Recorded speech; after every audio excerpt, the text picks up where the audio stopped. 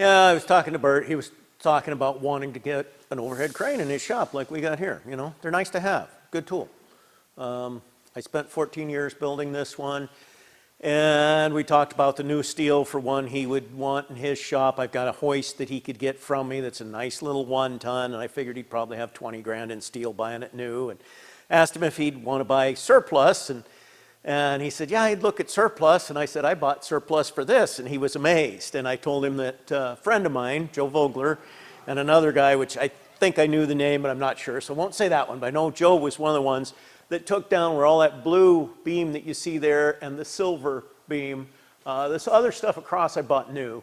Anyway, all of that came out of a bridge that they bought for a few dollars off of the state of Alaska, somewhere on the Alcan Highway years ago.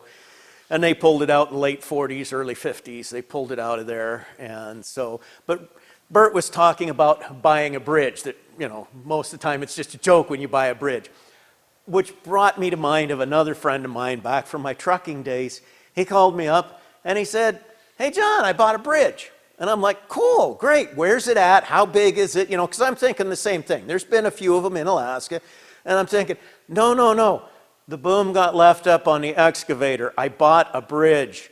I owe the state for the bridge. I don't know what it costs yet. They get to keep it. I just have to buy it. Oh, that's no fun.